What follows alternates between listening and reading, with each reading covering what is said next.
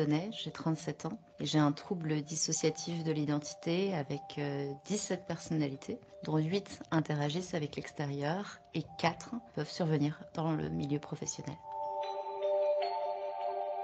Un trouble dissociatif de l'identité, c'est déjà un trouble de santé mentale. Dans mon cas, il a été diagnostiqué donc par un psychiatre. Ce sont des personnalités qui alternent pour prendre le contrôle du corps de la personne. Les identités sont comme des personnes distinctes. C'est-à-dire que moi, quand j'apparais, quand j'arrive, je ne sais pas ce qu'a fait la personnalité qui m'a précédée. Parfois, j'ai quelques flashs, mais la plupart du temps, je n'ai aucun souvenir de ce qui s'est passé.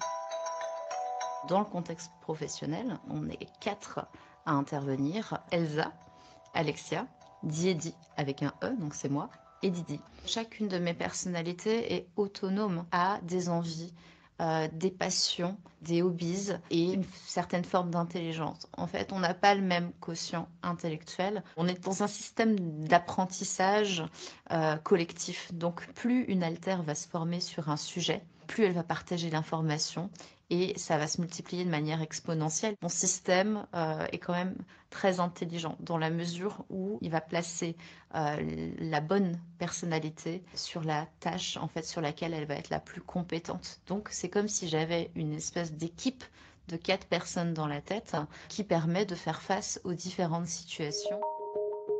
Mon système, c'est comme une colocation. Nécessairement, il y a des altères qui ont plus d'affinité entre elles. Par exemple, moi, j'ai beaucoup de mal à switcher, à arriver derrière Elsa parce que je n'ai aucune communication avec Elsa. Donc là, c'est compliqué parce que si elle a travaillé sur un dossier, je ne vais pas savoir où il est rangé. C'est important de pouvoir s'appuyer sur des écrits. Donc, on a un cahier qu'on utilise, un cahier intercalaire partagé. Du coup, je peux aller feuilleter et voir un petit peu ce qu'elle a travaillé à l'âge de 24 ans. Je compensais de manière intuitive et parfois maladroite. Et j'ai fait ça pendant 10 ans. Le jour où j'ai décidé d'en parler, j'ai dû affronter mes peurs parce que je ne savais pas en fait comment l'expliquer. Donc j'ai demandé à la mission handicap de mon entreprise de m'accompagner sur la déclaration de ce trouble. Le manager, sachant quelle est la nature de mon trouble, va pouvoir comprendre certaines situations qui pourraient paraître contradictoires s'il n'avait pas été informé. Il a tout de suite fait ce qu'il fallait pour me permettre d'avoir les matériels nécessaires pour justement compenser ces problèmes de perte de repères spatio-temporels. Par exemple, un localisateur d'objets qui me fait gagner énormément de temps. Il faut qu'il ait conscience du fait qui peut avoir des personnalités différentes à manager. Il n'est pas obligé de connaître mes personnalités, il faut juste qu'il le comprenne parce que ça peut lui permettre d'adapter son discours aussi en fonction de la personnalité de la personne.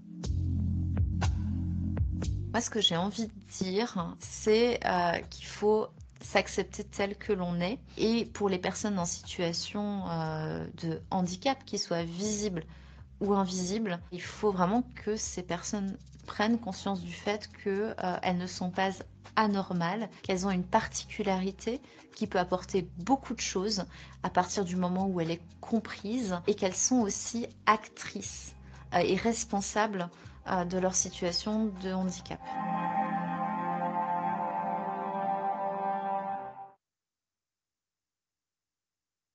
Bonjour, bonjour à tous. Merci de nous avoir rejoints pour ce webinaire. Vous venez d'entendre le témoignage de Lydie qui nous témoigne de son handicap psychique en situation professionnelle. C'est une interview qui a été réalisée par Joséphine Delambilly pour Welcome to the Jungle.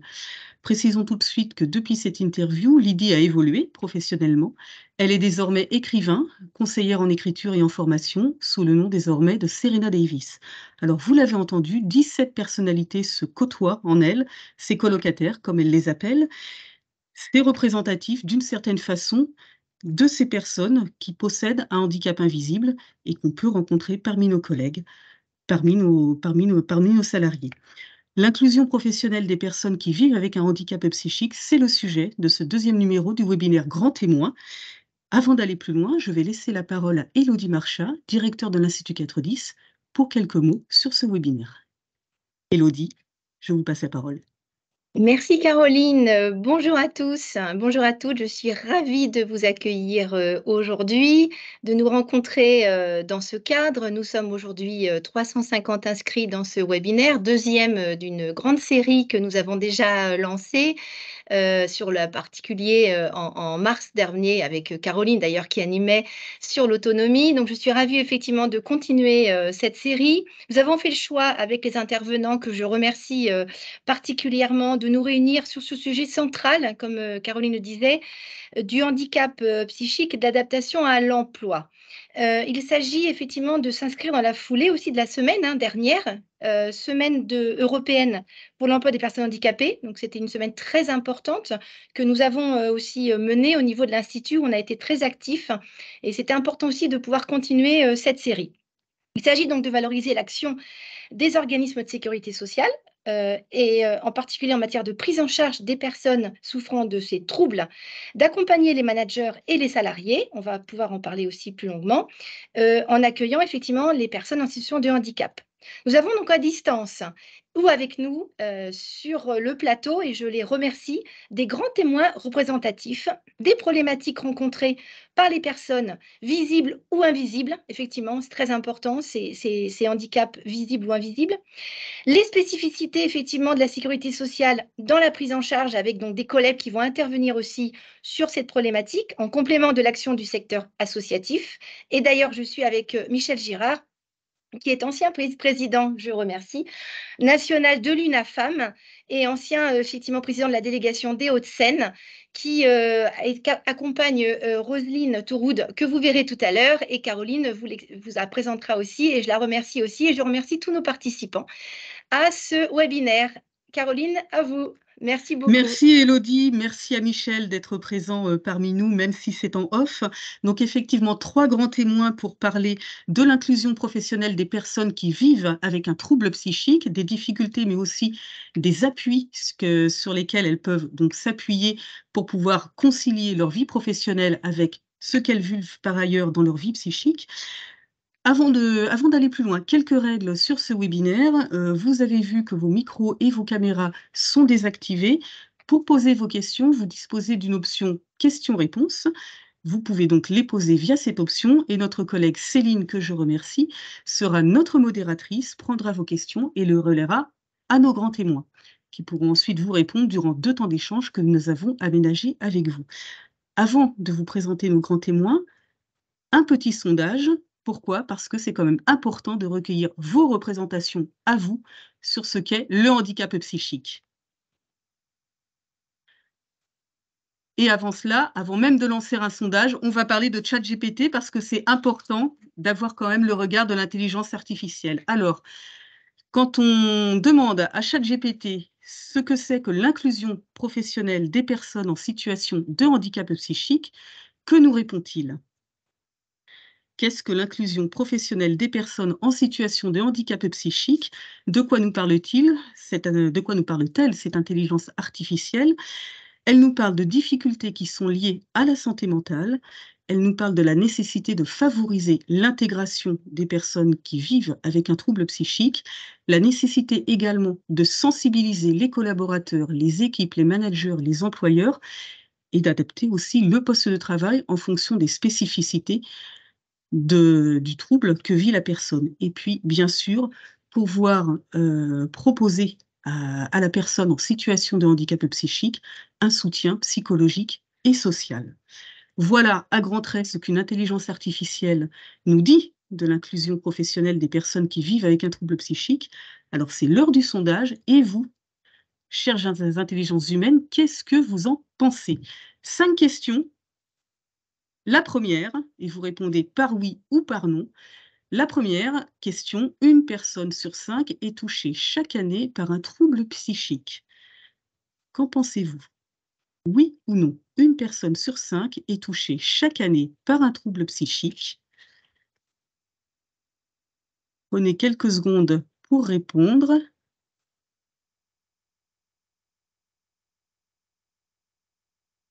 L'immense majorité d'entre vous, 97%, pensent que oui, une personne sur 5 est touchée chaque année par un trouble psychique.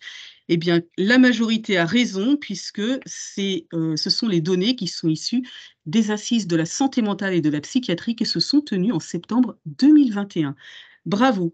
Deuxième question. Selon vous, toujours selon vous, en France, les troubles mentaux représentent le 3e poste de dépenses de l'assurance maladie par pathologie. Êtes-vous d'accord ou pas d'accord? Oui ou non? Quelques secondes pour répondre. Selon vous, en France, les troubles mentaux représentent le 3e poste de dépenses de l'assurance maladie par pathologie.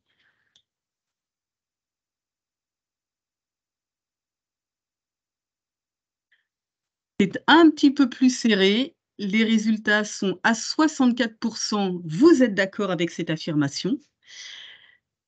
Une majorité plus relative. Et dans les faits, est-ce que les troubles mentaux représentent le 3e poste de dépenses de l'assurance maladie par pathologie? Découvrons-le ensemble. Eh bien, effectivement, c'est plutôt le contraire, c'est-à-dire qu'en fait, selon l'IRDES, dans son étude sur la santé mentale en France et dans les pays de l'OCDE, donc tout récent, en mai 2023, c'est le 1er poste de dépenses de l'assurance maladie par pathologie, devant les cancers et les maladies cardiovasculaires. Donc quelque chose qui pèse d'un poids vraiment significatif. 3e question pour ce sondage sur vos représentations du handicap psychique. Selon vous, l'accès à l'emploi est-il possible pour la majorité des personnes qui vivent avec un handicap psychique? Oui ou non? Êtes-vous d'accord? Pas d'accord? Est-ce que c'est possible, selon vous, que la plupart des personnes qui vivent avec un handicap psychique puissent travailler? Qu'en pensez-vous? On va bientôt découvrir les résultats. Eh bien, vous êtes une grande majorité à penser que oui, c'est possible pour la majorité des personnes qui vivent avec un handicap psychique de travailler, d'accéder à l'emploi. Vous avez une vision optimiste. D'où sont issus ces chiffres? Enfin, en tout cas, ces chiffres. D'où vient cette constatation? Eh bien, c'est tout simplement un psychiatre et un professeur de psychopathologie à Paris Diderot, Bernard Pachou, qu'on entendra très rapidement tout à l'heure et sur lequel, bien entendu, nous reviendrons avec nos grands témoins. 4e question, alors toujours selon vous, un tiers des Français sont gênés par l'idée de travailler dans la même équipe et de partager un repas avec une personne qui souffre d'une maladie psychique. Un tiers des Français. Est-ce que vous partagez cette idée? Est-ce que vous pensez que c'est moins? Est-ce que vous pensez que c'est plus? Un tiers des Français gênés par l'idée de travailler et de partager un repas avec une personne ayant une maladie psychique. Est-ce que vous êtes d'accord ou pas d'accord? Eh bien, 3/4 des répondants parmi vous sont donc d'accord pour penser qu'effectivement, un tiers des Français sont gênés par l'idée de travailler dans la même équipe. Et c'est vrai, puisque c'est issu, en fait, ces chiffres d'une étude Ipsos, qui est un peu ancienne, qui date de 2014, mais qui est quand même très représentative, très significative des stéréotypes qu'on peut avoir sur les personnes qui vivent avec un handicap psychique. Une étude Ipsos réalisée pour la Fondation fondamentale Ecclesia, le groupe de protection sociale Clésia. Et dernière question, peut-on être Premier ministre et vivre avec un trouble bipolaire? Là aussi, à votre avis, est-ce que c'est possible? Premier ministre et bipolaire.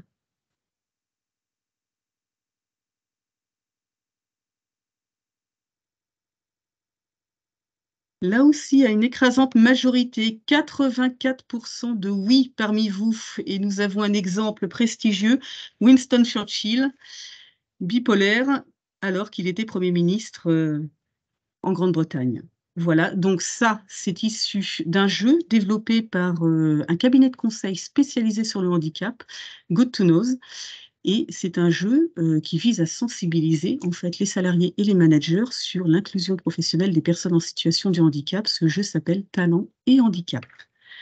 Voilà, merci pour votre participation. Donc, ce qui est intéressant dans vos représentations, c'est de voir comment vous êtes plutôt homogène dans vos réponses sur les différentes questions qui ont été abordées, sur la prévalence, sur l'inclusion professionnelle et puis aussi sur des trajectoires professionnelles qui peuvent être totalement réussies en dépit de certains troubles psychiques. Avant de vous présenter nos grands témoins, tout de suite une courte vidéo, celle où nous vous présentons le docteur Bernard Pachou qui va s'exprimer sur la question de l'accès à l'emploi. On écoute tout de suite Bernard Pachou. Ça peut paraître, comment dire, peu croyable, mais les études qui étudient les taux d'insertion au plan international montrent que la majorité des personnes ayant des troubles psychiques, un handicap psychique, la majorité, pas tous, mais la majorité, plus de 50%, peuvent se réinsérer. Donc c'est devenu une possibilité à condition, il y a deux conditions importantes. D'abord, c'est que la personne le souhaite. Il ne s'agit pas de forcer les gens, bien sûr, ni de vouloir à leur place, mais à condition aussi qu'il y ait un accompagnement approprié. Et cette possibilité du retour à l'emploi est aujourd'hui accrue parce que grâce au progrès thérapeutique, avec des traitements qui sont avec moins d'effets secondaires, plus respectueux des fonctions cognitives, le raccourcissement des prises en charge hospitalières, ce qui permet aussi une moindre, quand les gens travaillaient avant, éventuellement il y a une moindre durée d'interruption d'activité. Et puis il y a des outils aujourd'hui qui permettent de limiter les conséquences fonctionnelles, notamment cognitives, par la remédiation cognitive. C'est des aides assez précieuses pour retrouver des capacités d'adaptation au travail. Voilà. Mais le point peut-être le plus important, c'est justement l'adaptation, et pour ça il faut une évolution des pratiques d'accompagnement vers l'emploi. Alors, une note optimiste finalement au regard de cet extrait d'une conférence de Bernard Pachou, note optimiste confirmée, ou en tout cas corroborée par vos réponses à ce sondage. On aura l'occasion, bien entendu, d'en débattre avec nos trois grands témoins. C'est vraiment le moment de vous les présenter. Nous avons donc Grégory Willems. Grégory, bonjour. Vous êtes manager à la Caisse primaire d'assurance maladie des Flandres. Vous gérez le pôle gestion des droits et vous êtes animateur du réseau maladie sur les actions handicap. Grégory, bonjour. Est-ce que vous nous entendez? Alors, Grégory a un léger, je pense, problème de connexion. Je vais donc vous présenter Roselyne Touroud, notre deuxième grand témoin. Roselyne, bonjour.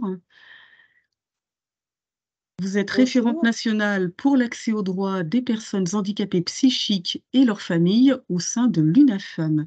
L'UNAFAM, Roselyne, pouvez-vous en quelques mots nous présenter cette association, s'il vous plaît? Oui.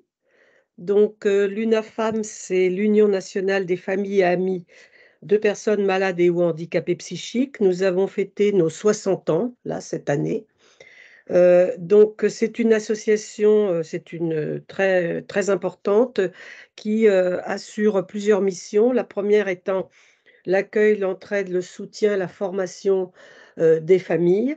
Nous avons donc un pôle formation très, très fourni également, puisque nous assurons aussi énormément de formations en externe. Et le deuxième pôle, c'est la défense des droits des personnes en situation de handicap psychique et des familles.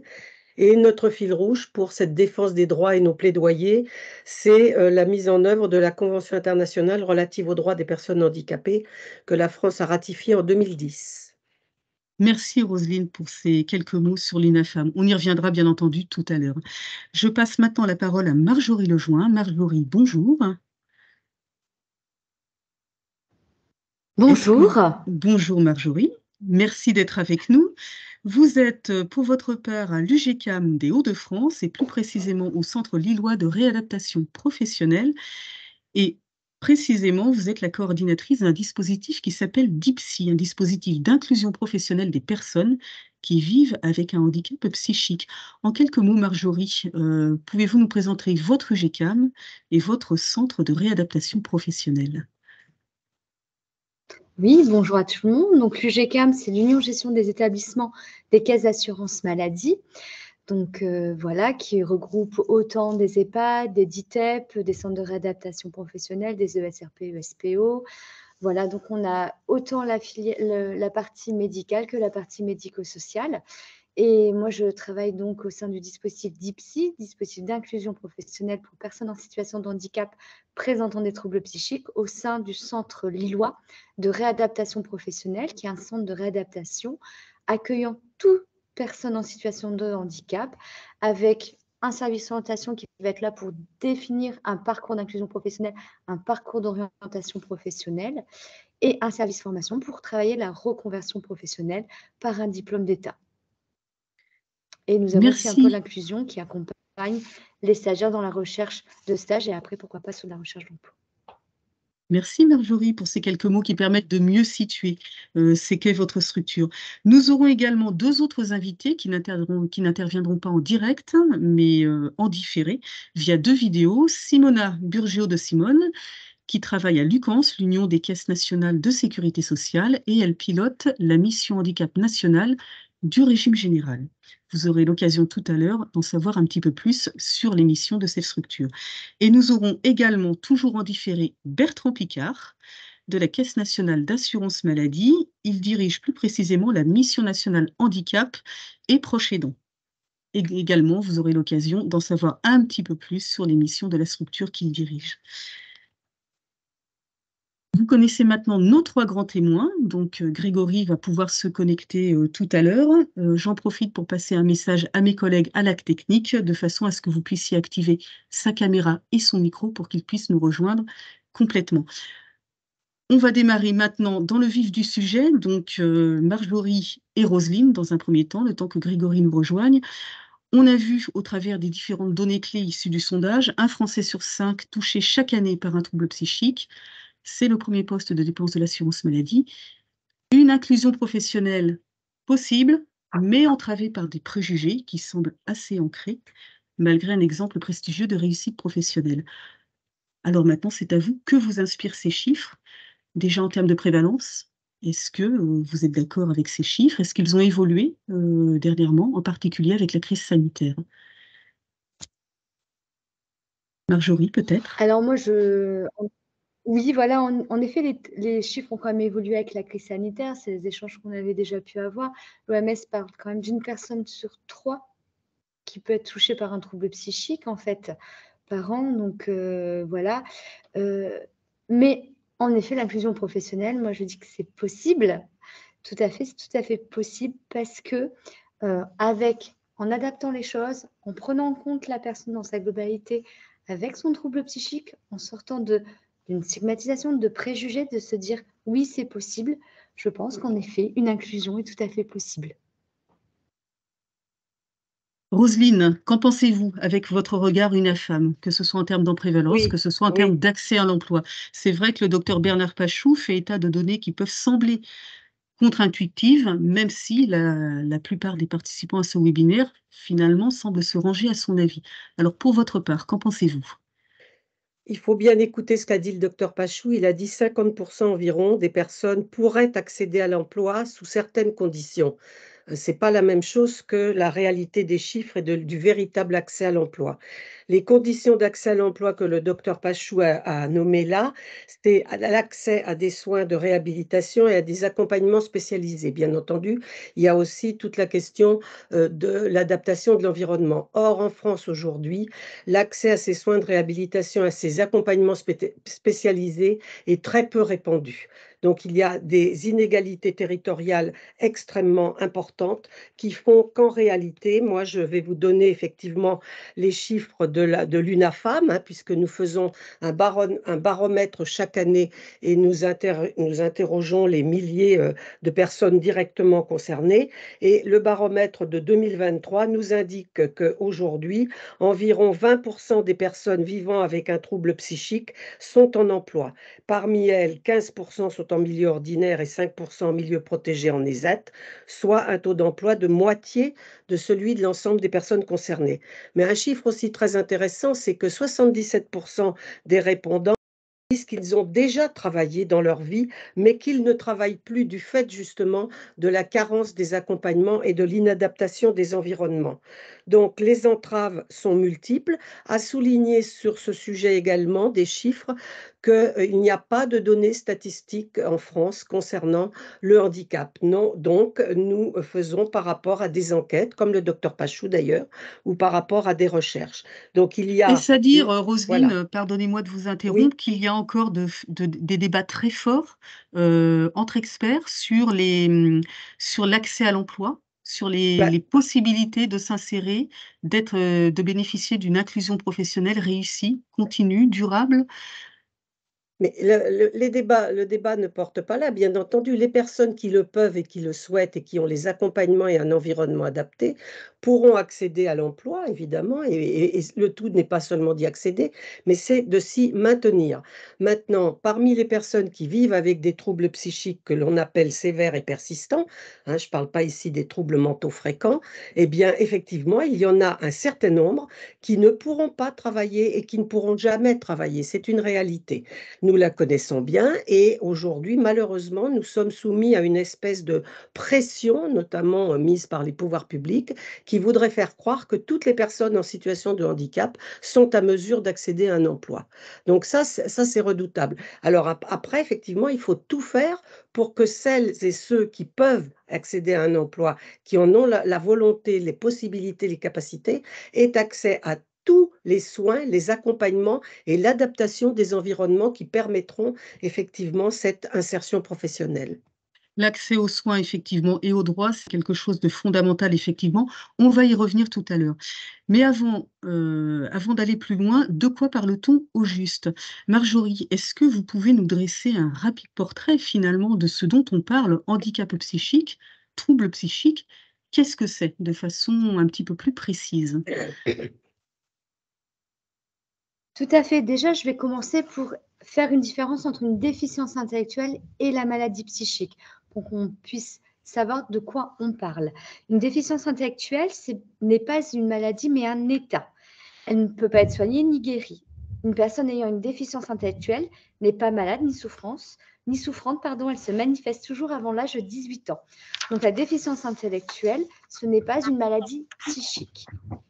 La maladie psychique se définit par des changements qui affectent la pensée, l'humeur ou le comportement d'une personne et qui lui causent de la détresse ou de la souffrance. Et au sein de ces maladies psychiques, parce qu'il y a plusieurs maladies psychiques, la maladie psychique, on peut dire que c'est quelque chose de général, où se déclinent différents troubles. On va parler du coup, nous, de troubles psychiques. Et là, je vais vous en définir différents. Le premier, c'est les troubles psychotiques. Ce qui caractérise les troubles psychotiques, c'est la perte de contact avec la réalité de la personne qui se manifeste par des délires de différentes formes.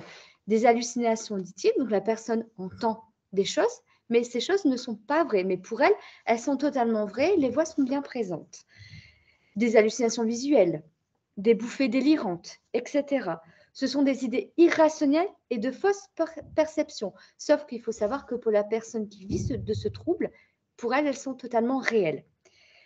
Je tiens à dire que les troubles psychotiques, il ne s'agit pas du tout d'une double personnalité comme on peut le penser. Bien au contraire. Ensuite, il y a un autre trouble qui est le trouble de l'humeur, ce qu'on appelle le trouble bipolaire. Avant, on appelait ça la maniaco-dépression. Donc, le trouble bipolaire, ce trouble associe deux phases maniaques. Et deux phases, la phase maniaque et la phase dépressive. Lors de la phase maniaque, ce qu'on peut appeler une phase up, donc up montée, la personne, elle est hyperactive, excessive. En général, les employeurs aiment plutôt bien puisqu'elle est hyper efficace et travaille énormément, sauf que ça la fatigue beaucoup. Elle peut avoir des propos et des attitudes farfelues. Par contre, lors de la phase dépressive ou une phase down, la personne présente au contraire des signes de très grande dépression, appelée aussi mélancolie. Entre ces deux phases, la personne retrouve un état normal, un état thymique, ce qu'on peut dire un état thymique, tout à fait normal, où là, elle peut mener sa vie, voilà, comme elle l'entend. Ensuite, on a tout ce qui est trouble dépressif majeur. Alors, ce trouble-là se caractérise par une tristesse qui est non seulement intense, mais surtout associée à une douleur morale. Cela doit être différencié de la tristesse normale, parce qu'on a tous le droit d'être triste, on a tous le droit à un moment de sa vie de vivre un moment de dépression, sans forcément que ça devienne un trouble dépressif majeur. Il s'agit d'un vécu pessimiste, d'une péjoration de l'avenir, d'un sentiment d'insatisfaction, de dévalorisation et de culpabilité. Un autre trouble, c'est le trouble anxieux. C'est ce qu'on appelle l'anxiété pathologique. C'est lorsque l'émotion devient envahissante et qu'elle entraîne une souffrance significative et une gêne au fonctionnement individuel. Il n'y a pas d'altération de la réalité de la personne ni de ses capacités intellectuelles. Il faut savoir que dans les personnes souffrant de troubles psychiques, il n'y a aucune altération des capacités intellectuelles. C'est juste la mise en œuvre de ces capacités intellectuelles et de ces compétences. Les incidences vont se porter sur ça. Et enfin, le dernier trouble que je vais vous présenter, c'est le trouble de la personnalité. Alors, les personnes ont des fonctionnements qui les mettent en difficulté dans les interactions habituelles de la vie courante. Pour aller chercher son pain, pour entrer en communication avec l'un, avec l'autre. Ces fonctionnements sont peu adaptables, rigides, et leur régulation échappe à la volonté de la personne.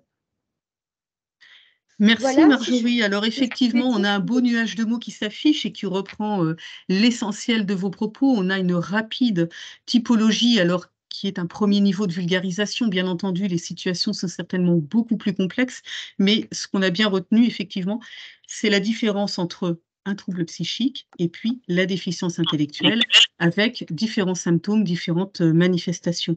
Alors, Roselyne, je reviens à vous.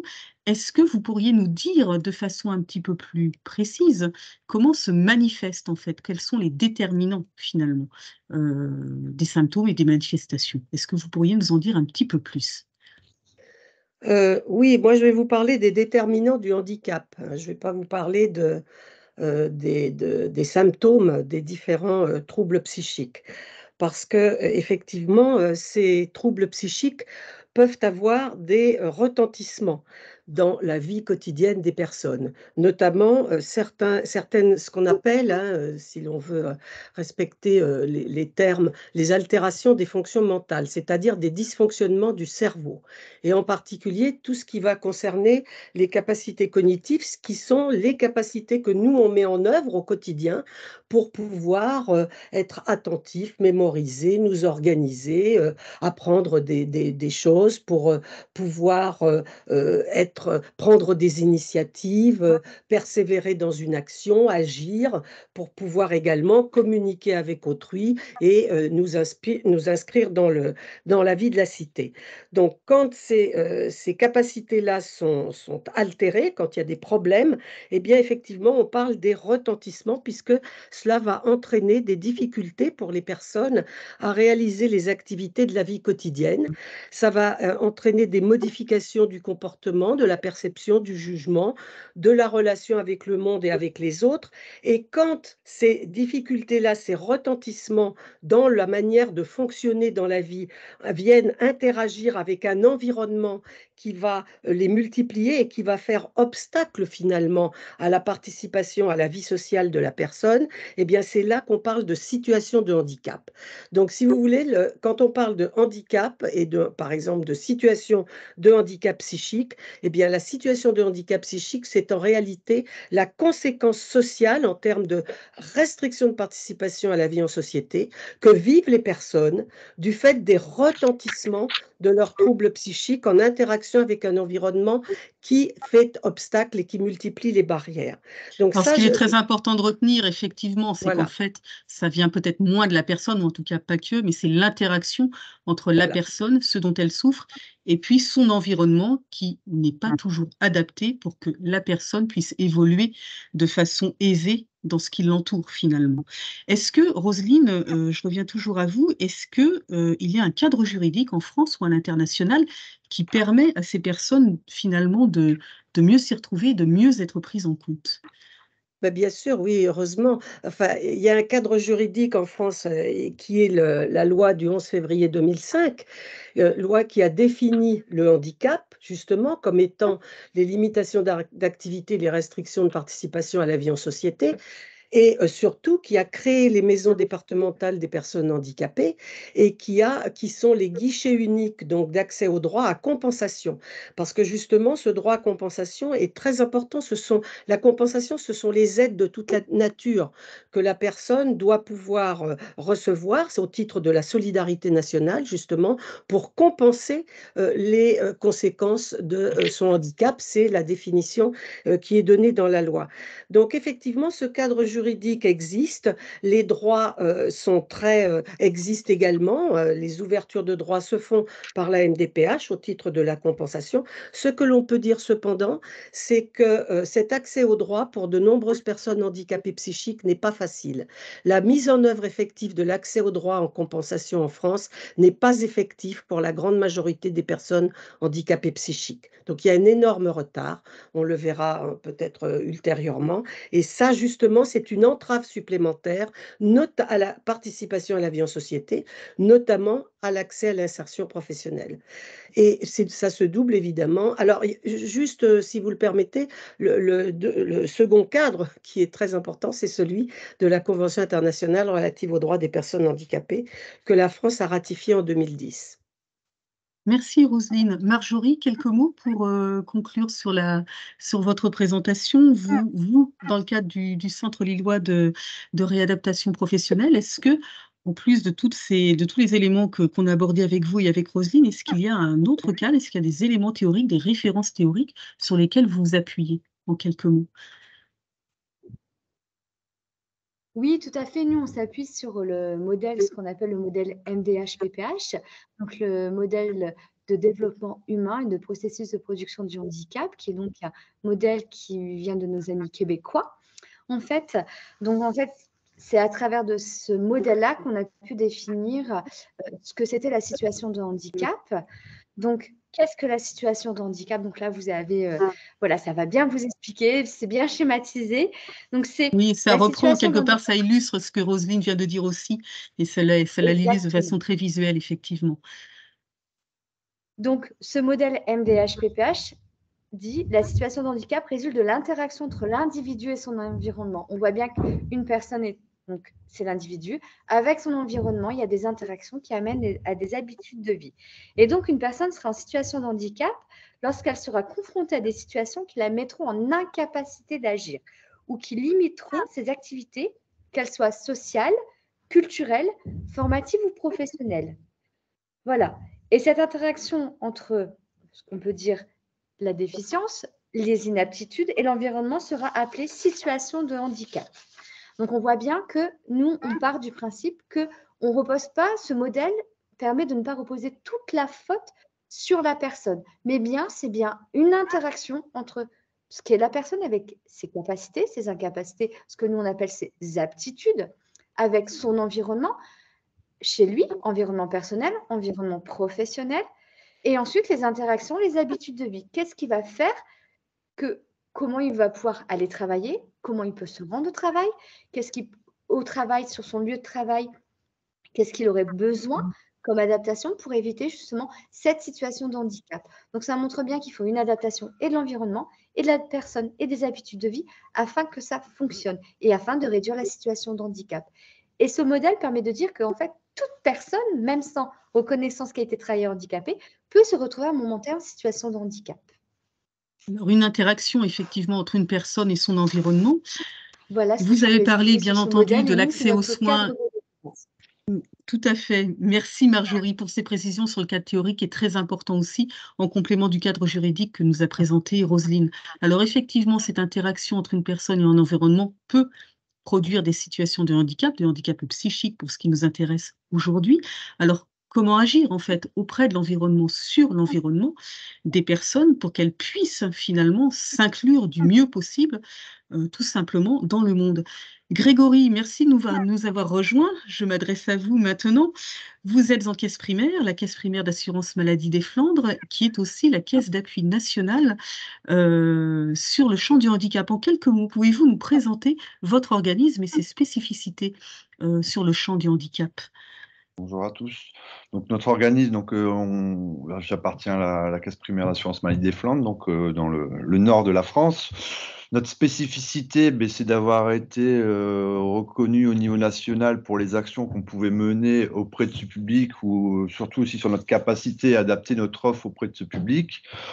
On a, comment dire, on avait un terreau assez fertile en termes de partenariat sur notre territoire et on avait aussi surtout la chance d'avoir pu s'appuyer assez rapidement sur une chargée de mission dédiée à cette thématique, ce qui nous a permis aussi de collecter de l'information parce que quand on a commencé à travailler sur ce champ du handicap, on s'est vite aperçu que c'était quand même un domaine assez large et qu'il nous fallait aussi monter, je veux dire, en compétences et apprendre à connaître ce type de public. Et donc, c'est vrai que depuis maintenant 2 ans, on travaille en étroite collaboration donc avec la caisse, enfin avec notre caisse nationale. Et on a un rôle donc au niveau du réseau, c'est de promouvoir, de créer, on va dire, alors de l'offre de service, de mettre en place certaines actions sur nos territoires, expérimenter et de pouvoir aussi, on va dire, en faire bénéficier le réseau. Voilà globalement quel est le rôle, on va dire, d'une caisse d'appui nationale. Merci Grégory. Alors du coup, par rapport à ce que Roselyne et Marjorie viennent de présenter, pour vous, en tant que caisse d'appui nationale sur le champ du handicap, est-ce qu'il suffit d'agir sur l'environnement de travail pour faciliter l'accès à l'emploi, le maintien dans l'emploi, l'inclusion professionnelle des personnes qui ont un trouble psychique? Est-ce que pour vous, il y a des préalables ou est-ce qu'on peut comme ça définir une inclusion professionnelle? Est-ce qu'il suffit? Je pense, alors suffire peut-être pas, mais en tout cas, il y a des prérequis. Et le prérequis pour pouvoir les inclure, on va dire, c'est surtout aussi, nous, notre rôle, c'est surtout de travailler aussi sur l'accès aux droits et forcément, de ce fait, sur l'accès aux soins. Et c'est aussi de leur permettre, on va dire, de pouvoir comment dire, disposer des mêmes offres de services et d'accéder finalement à ce qui existe, mais qu'on doit peut-être moduler et adapter en fonction de la pathologie et du handicap de la personne. Donc c'est vrai que nous, on a un gros travail où on essaye vraiment aussi de promouvoir l'examen de prévention en santé auprès de ce type de public.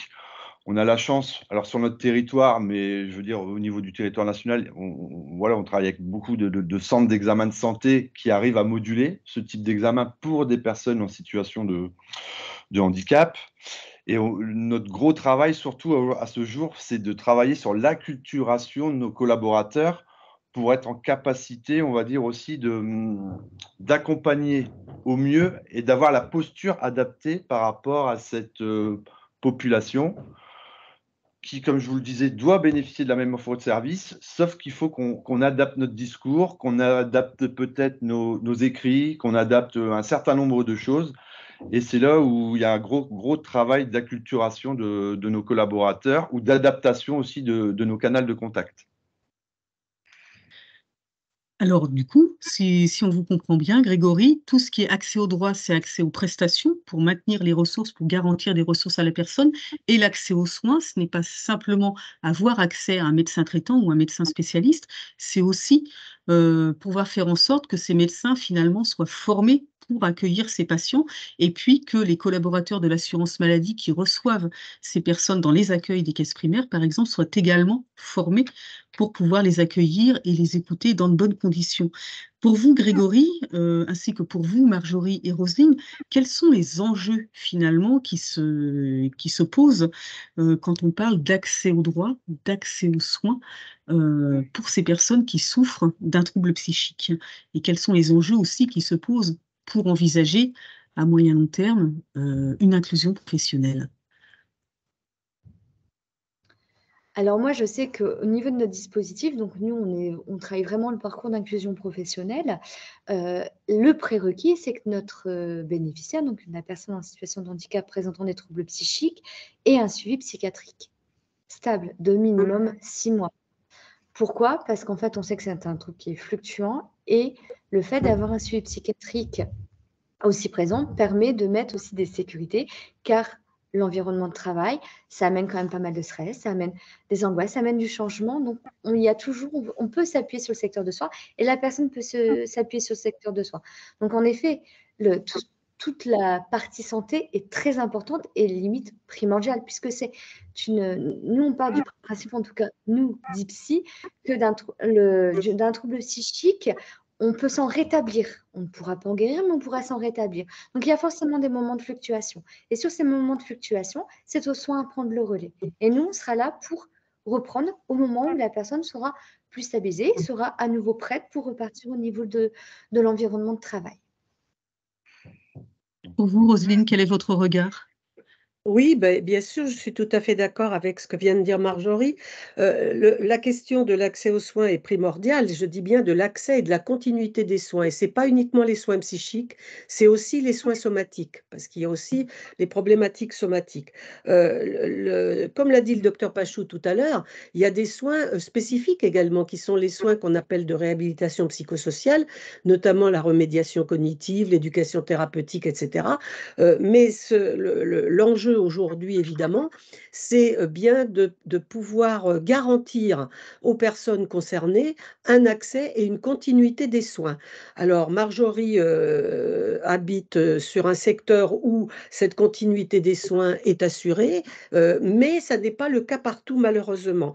Par ailleurs, je rejoins tout à fait ce qu'a dit Grégory également sur la nécessité d'acculturer les professionnels, de les former. Et ça, c'est parce qu'il y a énormément de méconnaissances, voire de préjugés, de peur, de stigmatisation, ça on le sait. Et je voudrais juste dire un mot, se développe aujourd'hui en France des consultations qu'on appelle handiconsultes et qui sont ouvertes justement des centres qui vont pouvoir accueillir par des professionnels formés toutes les personnes en situation de handicap qui justement ont des difficultés parfois à accéder aux soins. C'est pas que les soins psychiques, ça peut être les soins dentaires, les soins gynécologiques, etc. Donc tout cela effectivement se développe, mais là encore, vous voyez, c'est une question, tout dépend de l'endroit où vous résidez finalement, parce que vous pouvez avoir la chance d'avoir à disposition cet accès, cette continuité des soins, ou alors être en perte de chance parce que vous aurez plus de difficultés. Mais ça, je rejoins ce qui a été dit, c'est quelque chose de primordial, mais ça n'est pas la seule chose, hein. Les soins ne sont pas la seule chose, puisqu'il y a aussi tous les accompagnements, les compensations et bien entendu les actions sur l'environnement. Alors Je suis effectivement, d'accord avec vous, Roselyne, stabiliser. le soin n'est pas l'essentiel. Oui, Ah. c'est absolument nécessaire. C'est absolument nécessaire des soins de qualité en Oui. continuité et qui prennent en compte toute la personne, pas s'occuper uniquement des soins psychiques et négliger les soins somatiques, par exemple, comme ça peut se faire souvent, hein. Donc voilà. Mais il y a aussi la question dont on parlera tout à l'heure, des ressources notamment, parce que ça, c'est aussi fondamental. Alors effectivement, vous avez apporté un exemple très intéressant, Roselyne, des consultations handiconsultes. Moi, je le découvre en vous entendant, j'ignorais complètement cette offre de service d'une certaine façon, et certainement parmi le public qui nous écoute, beaucoup de choses que les uns et les autres apprennent. Stabiliser la personne avant d'envisager un parcours professionnel, garantir son accès aux droits et aux soins, somatiques comme psychiques, mais finalement, les personnes elles-mêmes, les personnes qui vivent avec un trouble psychique, qu'il soit sévère, persistant ou un petit peu plus léger, comment elles s'y retrouvent? Comment leur permettre de bien se repérer dans finalement tout cet écosystème? Quels sont en fait finalement les défis pour vous trois? Du coup, je pose la question à tous les trois. Quels sont les défis à relever en la matière pour que ces personnes s'y retrouvent? Alors nous, sur l'île, on a un CREPSI, qui est le centre de ressources pour les personnes avec un handicap psychique, en fait, et qui, pour le coup, regroupe tout ce qui est en lien avec l'accompagnement social, l'inclusion professionnelle, le soin. Et c'est vraiment un lieu où les personnes peuvent aller pour être accompagnées, pour avoir les éléments nécessaires pour trouver la solution qui leur est le plus adaptée, en tout cas. Pour vous, Grégory, du côté finalement du service administratif de l'assurance maladie, quels sont les principaux défis qui se posent dans la multiplicité des soutiens et des aides au niveau institutionnel? Dans la multiplicité, nous, comme je vous le dis, donc c'est aussi une acculturation de nos collaborateurs à savoir vraiment quel type d'aide et de prestations auxquelles peuvent bénéficier ce type de public. Et tout le travail, c'est de coordonner, j'ai envie de dire, c'est l'attribution des droits. C'est-à-dire qu'on a généralement maintenant dans le réseau de l'assurance maladie, ce qu'on appelle des conseillères qui accompagnent à l'accès aux droits et aux soins, et elles ont cette capacité d'avoir cette vision un petit peu globale, ce qu'on appelle dans le jargon cette vision 360, pour accompagner la personne sur les différentes aides auxquelles elle peut prétendre.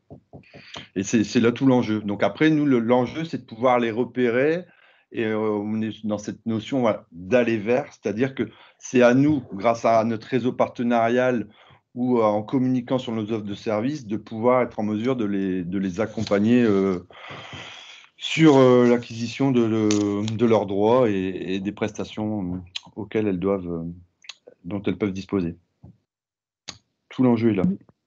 Et pour vous, Roselyne, le principal défi? Ah ben, les défis sont très grands parce qu'effectivement, pour pouvoir déjà s'y retrouver, savoir quels sont les droits que l'on peut mobiliser, quelles sont les compensations, quels sont les soins, etc. C'est très complexe parce que c'est un empilement de dispositifs, etc. C'est infernal, ça je vous l'avoue. Donc effectivement, Marjorie a cité les centres ressources comme les CREPSI ou le CAPSI ou le REPSI, mais il n'y en a pas partout. Il y a le Psycom, il y a l'UNAFAM aussi qui fait un gros travail. Parce que ce que je voudrais dire aussi, c'est que les aidants, et les familles et les aidants familiaux, sont souvent les seuls d'ailleurs, se retrouvent souvent seuls à accompagner leurs proches dans ce parcours. Et je vous invite justement à lire le baromètre UNAFAM pour savoir un peu comment ça se passe dans la vraie vie pour ces personnes-là.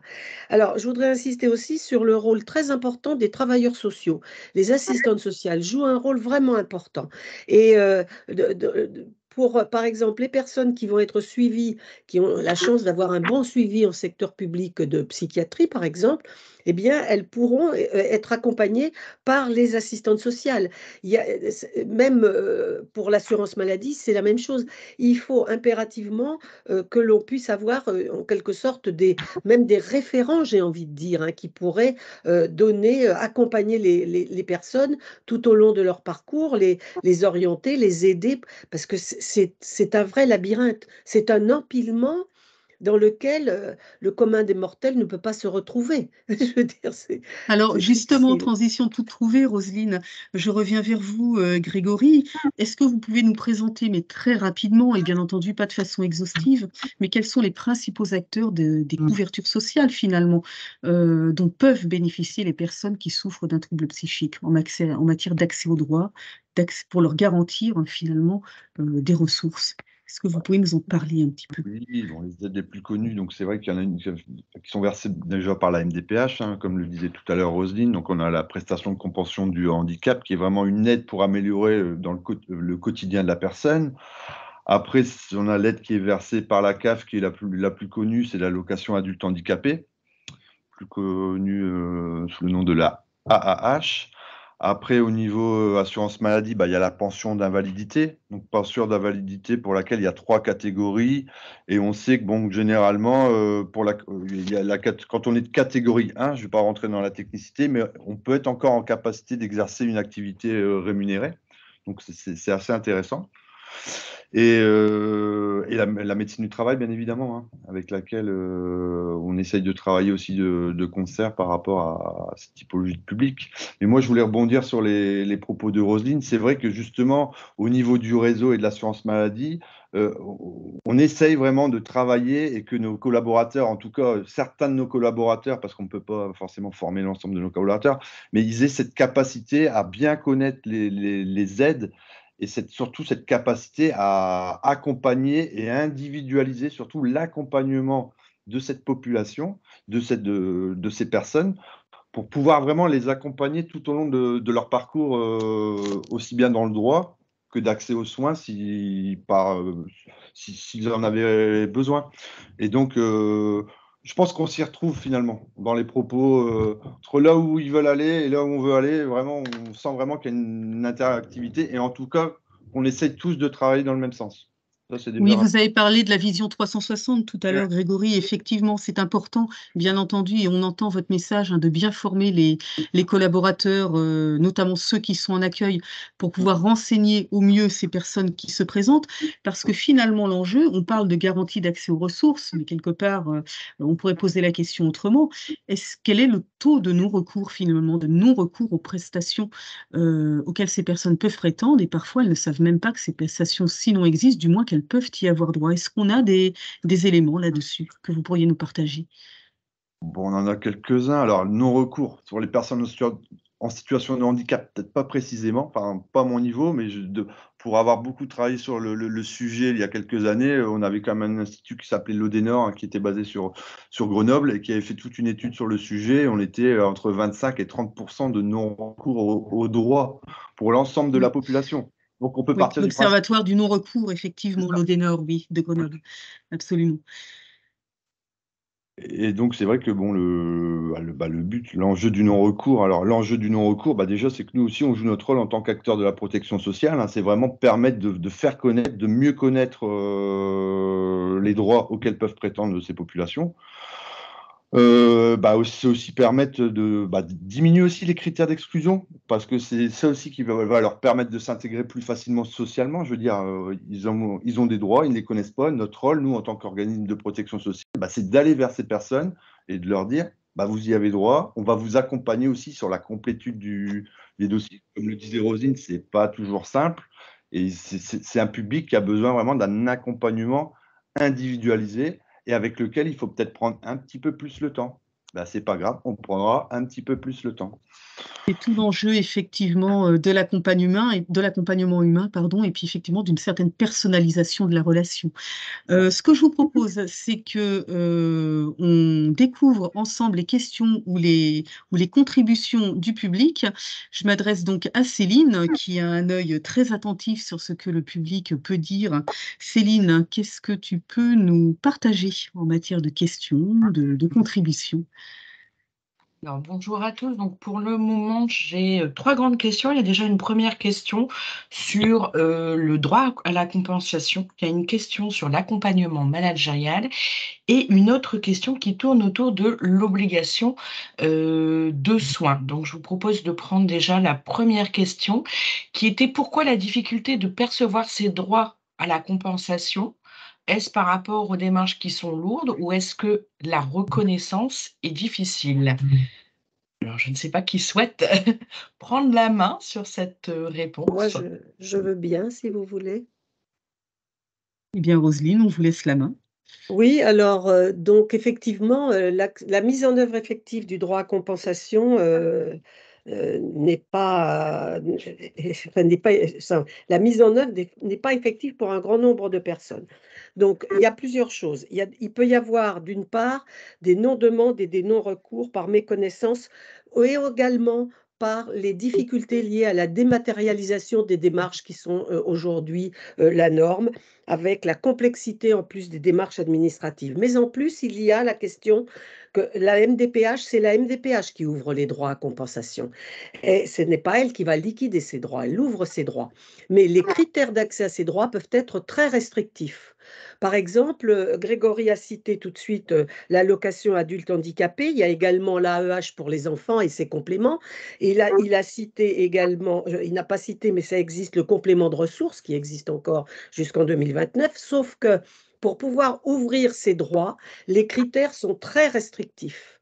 Et notamment la question du taux d'incapacité, il y a énormément dans les MDPH de sous-évaluation des taux d'incapacité et il y a des rejets de demandes d'AH qui sont de plus en plus fréquents. Donc, et non motivés en plus. Donc, la question de l'évaluation des situations de handicap psychique par les MDPH pose problème. D'autre part, effectivement, il y a une carence de l'offre sociale et médico-sociale en France pour ces personnes-là, notamment une carence de services d'accompagnement à la vie sociale ou de SAMSA, par exemple, ou de SAD, ou de PCH. Je rappelle que Grégory a parlé de la prestation de compensation du handicap qui, pour le coup, est versée par le conseil départemental, mais dont le droit est ouvert par la MDPH. Or, tenez-vous bien, il a fallu attendre le 1er janvier 2023, c'est-à-dire 18 ans de combat menés par l'UNAFAM pour qu'un décret enfin révise le référentiel d'accès à la PCH et puisse prendre en considération les personnes qui vivent avec des altérations des fonctions mentales, cognitives et psychiques pour qu'elles PCH, est-ce accèdent que à vous cette pouvez prestation. préciser, Roselyne, s'il vous plaît, il s'agit de quoi? En 2 mots, la prestation de compensation du handicap, c'est simplement une aide financière versée par le département qui est destinée à couvrir tout ou partie des frais liés au handicap de la personne. C'est une prestation créée par la loi de 2005 et qui répond à 5 types de besoins. Et le premier besoin, c'est le besoin d'aide humaine. Ça permettra de financer des aides humaines, notamment les services d'aide et d'accompagnement à domicile, qui sont des services médico-sociaux et d'auxiliaires de vie. Donc, vous voyez, 18 ans de combat pour réviser ce décret, pour créer un nouveau domaine d'aide humaine, le soutien à l'autonomie, qui va donc pouvoir venir en appui aux personnes dans leur vie quotidienne. Et ça, vous voyez, donc il y a d'une part des freins réglementaires. Je pense juste un dernier mot pour répondre à votre question, parce que ça rejoint ce que disait Grégory pour accéder à l'allocation adulte handicapé. Il y a un frein réglementaire lié à l'emploi qui est terrible, qui est redoutable. C'est un piège à inactivité. C'est le décret sur la restriction substantielle et durable d'accès à l'emploi. Une personne qui a un taux d'incapacité de 50 à 79%, fixé par la MDPH, doit avoir une reconnaissance de restriction substantielle et durable d'accès à l'emploi pour pouvoir toucher son AH, ouvrir droit. Or, pour ouvrir droit à cette restriction d'accès à l'emploi, elle doit travailler en milieu ordinaire pour une durée de travail inférieure à 17h30. Si elle a un contrat de travail de 17h30 ou plus, elle perd sa restriction d'accès à l'emploi, elle perd son droit à l'AH avec un taux entre 50 et 79%. Ce qui fait que de très nombreuses personnes qui pourraient travailler en milieu ordinaire se voient réduites à un statut d'extrême pauvreté ou précarité, puisqu'elles perdent la possibilité d'avoir cet AH qui viendrait se cumuler et faire le différentiel avec leur revenu de travail. Et donc, eh bien, elles sont condamnées finalement à rester chez elles pour pouvoir toucher l'AH à taux plein. Donc, vous voyez, il y a des freins réglementaires. Il y a des difficultés liées à l'évaluation de ces situations de handicap, malgré la publication d'un guide que je vous recommande, qui est le guide troubles psychiques de la CNSA de 2017. La Donc, Caisse nationale de voilà. solidarité pour l'autonomie, Voilà. effectivement, oui, Donc, qui justement est une caisse nationale qui œuvre effectivement en faveur de Voilà. ces publics-là. Merci Voilà. Roselyne pour cette réponse justement à cette question du public. Céline, je propose qu'on décale légèrement la question sur l'accompagnement managérial et qu'on la prenne après que Marjorie nous aura présenté son dispositif d'inclusion professionnelle. Est-ce que tu peux juste nous rappeler la troisième question qui avait été posée par certains participants? Oui, alors je pense que la question s'adresse à Marjorie, puisqu'elle se rapportait à l'obligation de soins et donc d'être suivie, d'être accompagnée par un psychiatre. Donc c'était bonjour, pourquoi cette obligation de soins alors qu'il est extrêmement difficile de trouver des psychiatres? Alors, nous, cette obligation, elle est vraiment liée à notre service, à notre dispositif d'IPSY, parce qu'on a été en expérimentation X années et on a essayé à certains moments de prendre des personnes qui n'avaient pas forcément de suivi. Alors, au tout départ, on exigeait psychiatre, maintenant on demande un suivi psychiatrique. Donc, ça peut être avec une infirmière, un infirmier, un psychiatre, un psychologue. On sait qu'il y a une pénurie de soins, de professionnels de soins. Encore moi, sur la région lilloise, on n'a pas à se plaindre, on est loin de là par rapport à d'autres régions. Mais alors, pourquoi cette obligation? Parce que c'est simplement pour permettre à la personne, parce que nous, dans notre centre, on les met directement dans l'environnement de travail. Déjà, le fait de venir chez nous, c'est quelque chose qui peut être confrontant. Et le fait d'avoir toujours quelque part cette soupape au niveau du soin, ça permet de pouvoir aller parler des angoisses qui peuvent être trop fortes, parce qu'on modifie les habitudes de vie, toutes ces modifications, de pouvoir aller le parler avec le soin, et aussi que le secteur de soins puisse réadapter quand il y a besoin. Le suivi, c'est-à-dire qu'il y ait peut-être plus de rendez-vous infirmiers, plus de rendez-vous avec la psychologue, aussi pourquoi pas augmenter le traitement. Or, quand je dis une obligation, ce n'est pas une obligation au sens légal, c'est simplement qu'on demande ça pour assurer vraiment un accompagnement vraiment, pour le coup, global, parce que nous, on ne s'occupe que de l'inclusion professionnelle. J'ai beau avoir une équipe pluridisciplinaire avec médecin, psychiatre, psychologue, moi-même, je suis thérapeute chargée d'inclusion, on ne fait pas de thérapeutique. Le thérapeutique est vraiment au niveau du soin. Voilà, Effectivement, on reviendra tout à l'heure sur ce qu'est précisément l'inclusion professionnelle qui est au cœur du dispositif que vous coordonnez, Marjorie. Merci pour ces quelques éléments de réponse. Ce que je vous propose, c'est de passer désormais maintenant un petit peu plus plus en profondeur à ce que font les organismes de sécurité sociale. Et pour cela, avant d'en reparler avec Grégory et Marjorie, une vidéo que nous allons vous passer tout de suite.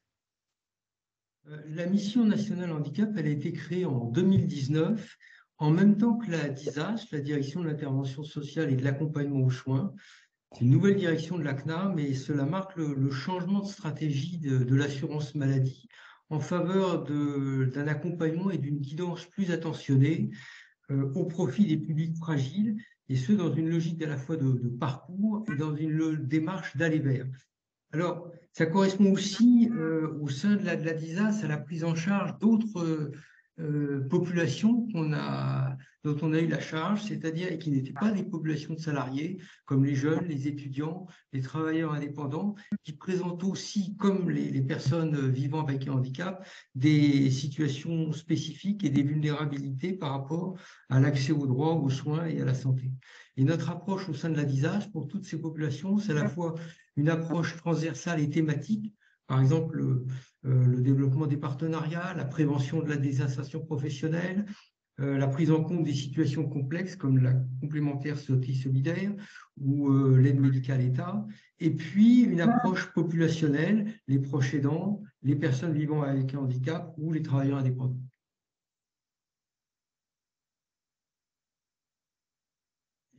Pour le top 3, j'aurais 3 mots-clés: connaissance, accessibilité de l'information et acculturation. La connaissance, grâce à plus de 70 000 répondants annuels au baromètre Handifaction que l'assurance maladie gère depuis 2 ans, on a maintenant une connaissance assez fine des situations d'accès aux droits, d'abandon, de refus de soins, et ça nous donne des leviers d'action. Le deuxième, l'accessibilité de l'information, grâce à un partenariat avec l'association Coactis Santé, on a maillé l'ensemble des rubriques d'Amélie avec les supports de santé BD, donc en termes de pictogrammes compréhensibles, en termes de langage facile à lire et à comprendre. Et donc, ça rend vraiment une forme d'accessibilité de l'information avec un langage clair. Enfin, sur l'acculturation ou le développement de la culture du handicap, on a développé pour nos personnels et notre réseau 2 formations en e-learning, une sur la satisfaction et les démarches d'aller vers les personnes en situation de handicap, l'autre sur le repérage des aidants, et puis plus récemment, on a commencé à tester de manière artisanale une formation de 2 jours avec couplé à un temps d'immersion après, et cette formation sera à partir de 2024 au catalogue de l'ICAT10. Et ça nous paraît quelque chose d'important pour justement développer une culture du handicap, faire en sorte que les préjugés sur le handicap disparaissent, y compris au sein de notre réseau, et donc permettre aussi une meilleure connaissance de l'écosystème du handicap. Alors, pour ceux qui le connaissent un peu, vous aurez reconnu Bertrand Picard, qui est le directeur de la mission nationale handicap à la Caisse nationale d'assurance maladie, la CNAM. Alors, qu'est-ce qu'il nous dit, Monsieur Picard, finalement, que cette mission nationale, elle a été créée en 2019 et qu'elle était déjà dans une démarche d'aller vers ces personnes qui, comme il le dit, présentent des vulnérabilités spécifiques. Grégory, je me retourne vers vous. Vous qui êtes caisse d'appui, qui représentez finalement la caisse d'appui nationale dans votre caisse primaire d'assurance maladie des Flandres, vous avez insisté finalement sur la nécessité d'avoir un accompagnement personnalisé, d'avoir une vision 360 sur les prestations et sur les profils de ces personnes. L'enjeu est d'utiliser le bon canal pour pouvoir apporter le bon accompagnement à la bonne personne. Est-ce que vous pourriez, en quelques mots, nous présenter 1 ou 2 actions représentatives de ce que vous développez dans votre caisse primaire sur le champ du handicap? Vous pouvez réactiver votre micro. Nous l'avons coupé pendant la vidéo de Bertrand pour pas qu'il y ait d'effet Larsen. Donc, moi, je ne vais pas rebondir sur les propos de Bertrand. Je pense qu'il était très clair. C'est vrai que, bon, aujourd'hui, si je dois retenir 3 grosses actions sur lesquelles on travaille, On va démarrer, on va essayer de rentrer dans cette démarche qu'on appelle la démarche S3A. Hein. Donc, pour les novices, c'est montrer qu'on est un acteur engagé en matière d'accessibilité pour les personnes. S3A, est-ce que vous pouvez juste préciser pour les novices, qu'est-ce que ça veut dire?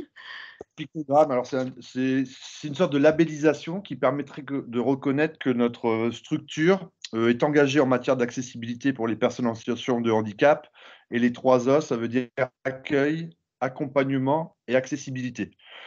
Ce label, donc c'est quelque chose qui a été créé par l'UNAPI et globalement, c'est encore de l'acculturation de nos collaborateurs et c'est sensibiliser vraiment et accompagner son personnel à l'accueil des personnes en situation de handicap intellectuel.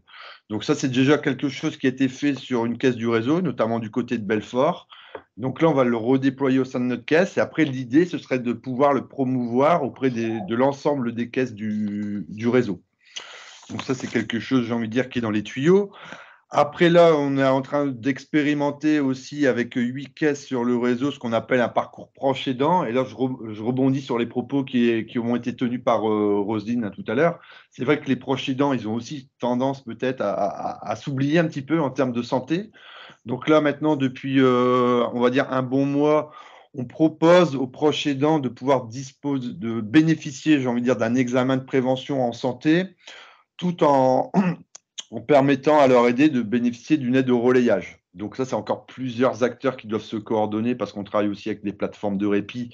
Donc là aussi, l'idée, c'est de pouvoir expérimenter, améliorer, et après, l'idée, ce sera aussi de pouvoir donc faire bénéficier l'ensemble des caisses du réseau d'une action, j'ai envie de dire un petit peu clé en main, avec une offre de service qui forcément reste adaptée localement, mais globalement, la réflexion, la méthodologie et toute l'ingénierie de projet, elle aura été menée. Et enfin, la dernière que j'ai en tête, c'est toujours de l'acculturation. Là, on va prévoir aussi un gros webinaire au mois de janvier où justement, on va travailler entre la CNSA et la CNAM à vraiment essayer de faire des immersions entre CEPAM et MDPH pour toujours mieux apprendre à connaître nos collègues qui travaillent sur le même champ que nous, mais dont on ignore peut-être parfois complètement les missions, et permettre toujours aussi, nous, à nos collaborateurs, de monter en compétences, de pouvoir être en capacité de gérer, on va dire, un certain nombre de prestations, ou en tout cas, de pouvoir avoir un interlocuteur privilégié d'une autre structure. Tout ça toujours dans l'idée d'avoir, on va dire, un accompagnement individualisé et d'éviter, on va dire, de perdre ses assurés dans un petit peu les méandres du parcours administratif et des démarches administratives. Merci Grégory pour ces éléments et ces exemples très concrets de ce qui peut être développé dans l'assurance maladie en matière de guidance finalement et de parcours attentionné envers ces personnes qui souffrent de troubles psychiques. C'est intéressant d'autant plus que ça vous montre à quel point finalement l'institution Sécurité sociale est engagée sur le champ du handicap. Pour vous l'illustrer, une courte vidéo de cette fois Simona Burgeot de Simone qui représente Lucans. On l'écoute. Lucans accompagne depuis 2016 la politique handicap de la Sécurité sociale via la mission handicap. Dans notre dernier plan d'action, nous avons donné une grande place au handicap psychique, car c'est un des handicaps les plus tabous, surtout en entreprise. Déployer en entreprise une politique handicap efficace pour l'inclusion des salariés vivant avec un trouble psychique implique d'abord de former et de sensibiliser les professionnels. Les référents santé, par exemple, ou les référents handicap, ou encore les managers, afin de les outiller pour mieux comprendre cette maladie. C'est pour cela que nous avons collaboré avec l'Institut 4.10 afin de créer un e-learning sur le handicap psychique. Ensuite, il faut sensibiliser les collaborateurs, par exemple via des témoignages de personnes vivant avec ce handicap. Cela permet en fait de ne plus être dans le jugement de l'autre. La mission handicap de la Sécurité sociale a mis donc à disposition de ces organismes une série de témoignages nommés « Humains avant tout ». Et Sophie vient nous témoigner de sa bipolarité. Enfin, une fois que la parole a été libérée, en entreprise arrive la phase de l'écoute active. C'est une action fondamentale pour accompagner au mieux le collaborateur touché par ce type de handicap. À mon avis, les 3 bonnes pratiques d'une entreprise accueillant des salariés en situation de handicap psychique sont d'abord de créer un climat de confiance afin que la parole soit plus facilement libérée. Ensuite, il faut organiser les sensibilisations à différents niveaux hiérarchiques et aussi à différents moments de l'année.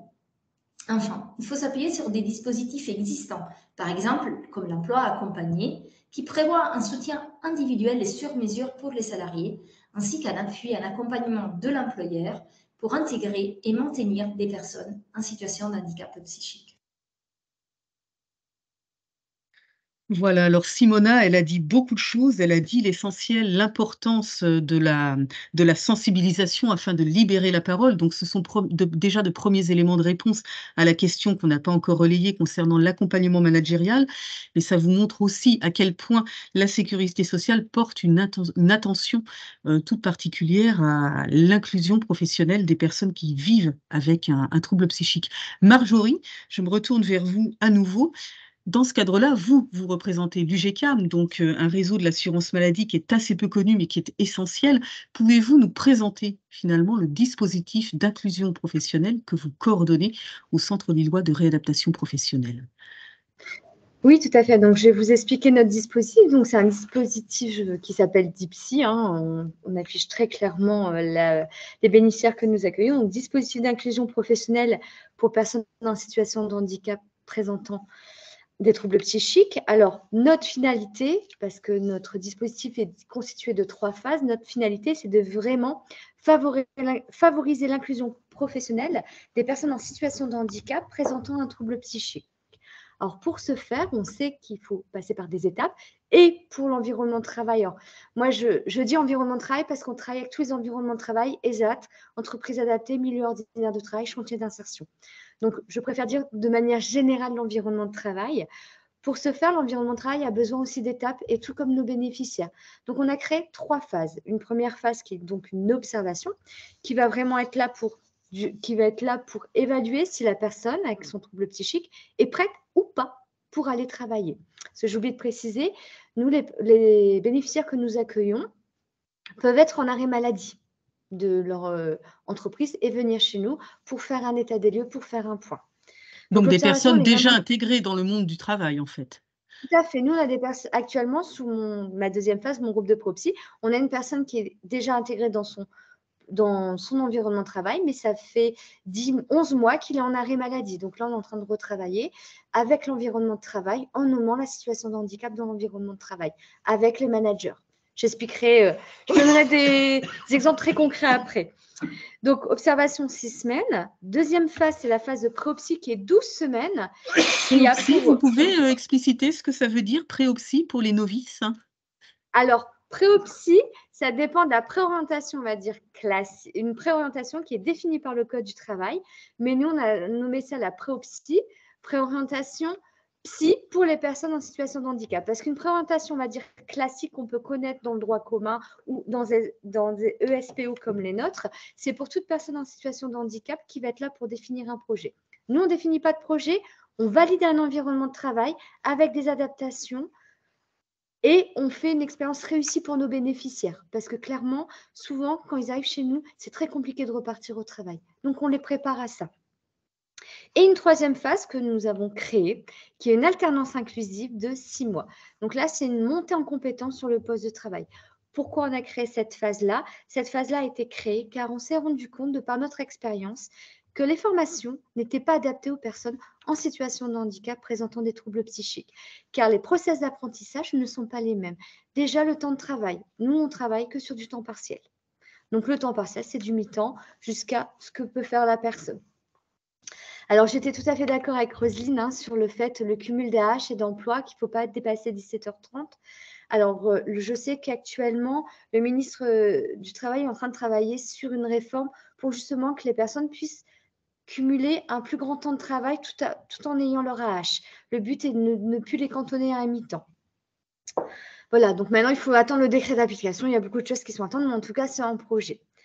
Et nous, donc, cette alternance inclusive, on n'est que dans l'environnement de travail, où là, on va accompagner et l'environnement de travail, tout comme sur la phase de préopsie, et notre bénéficiaire. Nous, on est vraiment l'interface entre le parcours soins, parce que c'est le secteur de soins qui nous envoie notre bénéficiaire par le biais aussi de la MDPH, ce qu'il faut une notification pour entrer chez nous et une reconnaissance qualité travailleur handicapé, et le monde du travail, qui n'est pas des moindres et qui n'est pas simple. Donc, nous, on est vraiment l'interface et on va aller travailler et avec les managers, et avec les référents, et avec les équipes et nos bénéficiaires, qu'est-ce qu'il faut pour aller dans l'environnement de travail. Donc, pour répondre un petit peu à la question de tout à l'heure, nous, on est vraiment... Nos objectifs, c'est vraiment d'évaluer, d'accompagner les personnes en situation de handicap au travers de leur potentiel d'employabilité. Qu'est-ce qui est possible et qu'est-ce qui n'est pas possible? Donc, on va vraiment travailler sur leurs forces et leurs faiblesses. Et de leurs faiblesses, on va établir des points de vigilance. Et de là, on va établir des adaptations dans l'environnement de travail. Et on va les mettre dans l'environnement de travail et on va voir comment ça se décline. Qu'est-ce qu'il faut mettre en œuvre pour, en fait, se maintenir dans l'environnement de travail. On va remédier aux situations problèmes et pour l'entreprise et pour notre bénéficiaire. Parce qu'on demande aux entreprises de tout de suite nous prévenir dès qu'il y a une difficulté, dès qu'il y a un problème. Et notre objectif principal, c'est de viser un parcours d'inclusion pro. On n'est pas sur la recherche d'emploi. Nous, on ne travaille pas. Très important, effectivement, de faire la différence entre ce que vous faites, de l'inclusion professionnelle, et puis ce qui relève davantage de l'emploi accompagné, qui est par exemple l'aide à la rédaction d'un CV ou d'une lettre de motivation, par exemple, ou l'accompagnement dans l'emploi une fois que la personne est en emploi, elle est titularisée, elle est CDIsée, par exemple. Exactement. Nous, on travaille, il faut savoir que mon collègue chargé d'inclusion professionnelle et le reste de l'équipe, on travaille sans CV lettre de motivation. Ce ne sont pas nos bénéficiaires qui trouvent leur stage, parce que sur la préopsie, la deuxième phase, il y a un stage entre 6 à 8 semaines. On est en train de voir aussi pour augmenter le temps peut-être à 10 semaines. Et sur l'alternance inclusive de 6 mois, ils sont 5 mois en stage. Est-ce que vous pourriez, Marjorie, nous donner des exemples, un exemple pour vous représentatif d'une inclusion professionnelle dans le cadre du dispositif DIPSY? L'exemple d'une personne que vous avez accompagnée, dans quel secteur d'activité, sur quel type de poste, et puis avec quel accompagnement auprès des managers et de l'employeur? Alors, actuellement, j'ai une phase de préopsie, donc c'est très concret. On a une stagiaire actuellement qui est dans un environnement de milieu ordinaire de travail, on ne peut pas plus milieu ordinaire, qui dépend d'un gros groupe sur nous, dans la région du Nord. Voilà, clairement, qu'est-ce qu'on a fait? On a sensibilisé les équipes. Alors, c'est un partenaire avec qui on travaille depuis maintenant de nombreuses années, qui au départ ne souhaitait pas forcément accueillir des personnes ayant des troubles psychiques parce que ce n'était pas simple dans son environnement de travail. On lui a présenté le dispositif, on a fait une sensibilisation auprès pour le coup, du RRH, responsable des ressources humaines. Il nous a dit pourquoi pas, et au fur et à mesure, dans cette entreprise, on a sensibilisé différentes personnes où il y avait une appétence, où ils étaient d'accord pour accueillir une personne. Donc, nous, comment on fonctionne? Comme pour cette stagiaire-là, on sensibilise l'environnement proche. Donc, on met 2 à 3 tuteurs. On a un tuteur manager, on a un tuteur de proximité et un deuxième tuteur. Pourquoi 2 tuteurs de proximité? Parce qu'il y en a un qui peut être malade, vous pouvez aller en congé. Donc, notre bénéficiaire, pour qu'il ait ses points de repère, pour éviter trop de changements et trop d'angoisse, parce que c'est déjà angoissant de venir au travail, du coup, on met 2 tuteurs de proximité. Ensuite, qu'est-ce qu'on fait d'autre avec ces personnes-là? On va former ces tuteurs, on va leur expliquer le fonctionnement, on va leur expliquer c'est quoi un trouble psychique, mais nous, on ne parle pas de maladie. On va parler de situation de handicap. Donc, on va nommer très clairement dans l'entreprise les points de vigilance. On va nommer comment adapter le poste. Et qu'est-ce qui va montrer chez notre personne, donc là actuellement chez notre bénéficiaire, quelles vont être les difficultés. Chez elle, par exemple, ça peut être une saturation cognitive. Alors, qu'est-ce qu'on appelle saturation cognitive? Ça veut dire que son cerveau va très vite, elle a une fuite des idées, et à un moment donné, elle ne peut plus réfléchir. Donc là, il faut mettre une pause. Mais elle ne le voit pas quand est-ce qu'il faut prendre la pause. Donc, c'est à son référent parce qu'elle va être distraite, elle va regarder par la fenêtre, ou elle va trop se concentrer, elle ne va plus faire attention aux heures qui passent, et alors qu'on impose une pause tous les matins et tous les après-midi. Là, votre témoignage, Marjorie, finalement, c'est une belle histoire. C'est une histoire qui continue bien. Donc, ce sont des signaux très positifs et très encourageants de ce qu'on peut faire, finalement, quand la personne souhaite travailler et quand elle bénéficie d'un accompagnement adapté. Je me retourne vers ma collègue Céline. Céline, est-ce que ces éléments et ces exemples apportés par Marjorie permettent de répondre à la question qui était relative à l'accompagnement managérial? Ou est-ce qu'il y avait éventuellement d'autres questions auxquelles on répondra très rapidement parce qu'il nous reste désormais un petit peu moins de 5 minutes? Alors, il y a effectivement d'autres questions qui ont été posées entre-temps, en plus de l'accompagnement managérial. Alors après, je dirais, il y avait une question quand même très pratico-pratique. Finalement, est-ce qu'il faut informer l'équipe lorsqu'un collaborateur, nouveau collaborateur arrive dans une équipe et effectivement qu'il est atteint de troubles psychiques? Alors moi, je dis oui, parce qu'en fait, une personne qui a des troubles psychiques, ça ne se voit pas, c'est totalement invisible. Sauf qu'à certains moments, il peut avoir, comme je dis souvent, des petites bizarreries. C'est-à-dire un moment où la personne va être pas bien, ou un moment où elle va penser complètement autre chose, où les propos vont pas être en adéquation avec l'instant présent, où ils vont avoir besoin de plus de pauses, ou à un moment, bah, en fait, elle aura besoin peut-être d'un arrêt maladie. Et si on n'explique pas clairement à l'équipe proche ce qui se passe, ce que vit la personne, ses points de vigilance, ce qui est possible. On dit bien un point de vigilance, ce n'est pas une contre-indication médicale. Un point de vigilance, c'est quelque chose qui est fluctuant. Des fois, il faudra mettre en place l'adaptation et des fois, non. Expliquer aussi à l'équipe que cette personne-là, elle ne peut pas travailler à temps plein. Donc, il y a des jours, elle pourra être là et des jours, non. Et peut-être qu'elle devra commencer à 10 heures pour éviter d'avoir les angoisses dans les transports et arriver beaucoup plus sereine sur son poste de travail. Donc, oui, moi, ma réponse est clairement oui.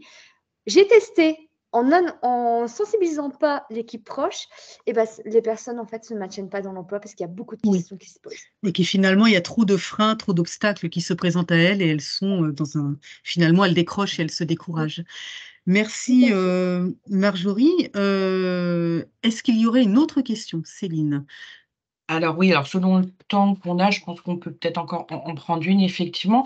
Il y a une question qui se pose justement sur la coordination des actions qui est proposée au sein des organismes de protection sociale.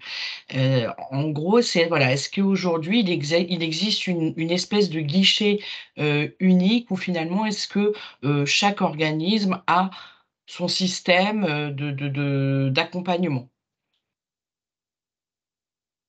En quelques mots, qui peut répondre? Grégory, éventuellement? En quelques mots, parce que Oui. nous allons terminer dans 3-4 minutes. Ouais, non, aujourd'hui, on ne peut pas dire qu'il existe un système de guichet unique. Par contre, ce qu'on essaye de travailler, c'est sur des parcours coordonnés, c'est-à-dire que ce serait plus à l'assuré d'aller vers l'organisme pour faire la démarche, mais plutôt à nous de nous coordonner entre organismes pour, comment dire, lui proposer un rendez-vous où on pourrait justement avoir cette vision globale sur les prestations auxquelles il a droit. On n'en est qu'au balbutiement. Là, on va essayer, alors nous, sur notre territoire, de travailler avec notamment avec la caisse d'action familiale sur justement le parcours entre la pension d'invalidité et la hache, parce que si le premier touche la hache et qu'il n'y a pas demandé avant la pension d'invalidité, son droit à hache, il peut être coupé. Donc, il y a tout un travail de coordination. Mais ce qui est intéressant, alors des fois on est un peu limité par la RGPD, c'est qu'on a quand même une somme d'informations très importante dans nos systèmes d'information. Et c'est tout ça, et c'est là-dessus qu'on essaye vraiment de travailler. Donc, il y a des expérimentations qui vont se mettre en place, mais à aujourd'hui, si je dois répondre concrètement à la question, non, il n'existe pas de guichet unique, mais en tout cas, on essaye de tendre à une coordination entre les organismes de protection sociale. Pas de guichet unique, mais work in progress, pour parler en bon français, sur la coordination et faire en sorte que les acteurs se connaissent mieux et que les assurés puissent mieux s'y retrouver. Merci Grégory pour ce qui va être un petit peu votre mot de la fin. Je me tourne vers vous, Marjorie, pour votre mot de la fin à vous, et puis ensuite ce sera à Roselyne. Alors moi, mon mot, c'est juste ensemble, c'est possible en fait. Voilà. Très belle devise qui pourrait être celle, si ce n'est pas déjà le cas, qui pourrait être celle du Centre des lois de réadaptation professionnelle. Roselyne, une devise ou autre chose comme mot de la fin? Non, moi, je n'ai pas de devise, mais ce que je voudrais souligner, qu'être en situation de handicap, finalement, c'est être empêché de participer à la vie en société. Et donc, effectivement, nous devons tous unir nos forces pour faire vivre ce droit à compensation et ce droit à l'accessibilité. Et en particulier de lutter contre les stéréotypes. C'était le titre du webinaire, Brisons les tabous, contre les préjugés, contre les peurs, et pour une meilleure connaissance des personnes, donc pour sécuriser leur parcours et leur permettre effectivement l'exercice de leur citoyenneté. Effectivement, vous faites bien, Roselyne, de nous rappeler à notre titre de webinaire, briser les tabous. Je pense qu'on a contribué modestement, bien sûr, à le faire, puisque la lutte contre les préjugés, ça passe aussi par les formations. Plusieurs d'entre vous l'ont indiqué. Donc, j'en profite pour vous dire, pour rappeler que l'Institut 410 développe des formations centrées sur le handicap et 2 nouvelles formations seront bientôt inscrites à notre catalogue. La première, c'est un e-learning qui est développé d'ailleurs avec Marc Bory et un de mes collègues, Mathieu Devers, sur le trouble psychique en entreprise. Donc, il sera bientôt disponible à compter du début 2024.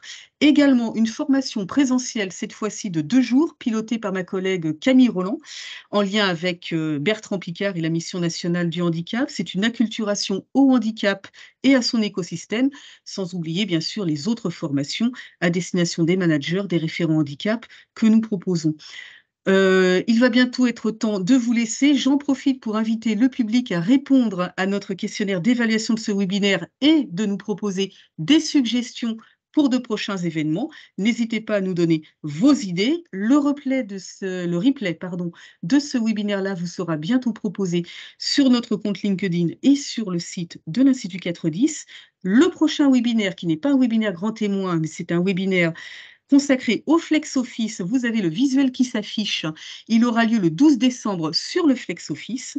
Et j'en profite pour adresser mes remerciements les plus sincères et les plus chauds à nos 3 grands témoins, Grégory Willems, Roselyne Touroud et Marjorie Lejoin. Un grand merci pour vos regards croisés et vos témoignages, sans oublier bien sûr tous ceux sans lesquels ce webinaire n'aurait pas pu se tenir, mes collègues de l'Institut 410, Mathilde et Sylvain à la réalisation, ainsi que Céline, Mathieu, Karine et Cédric, consultants formateurs pour leurs expertises, leurs contacts et puis tous les échanges qu'on a eus.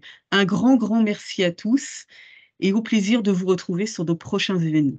À très bientôt.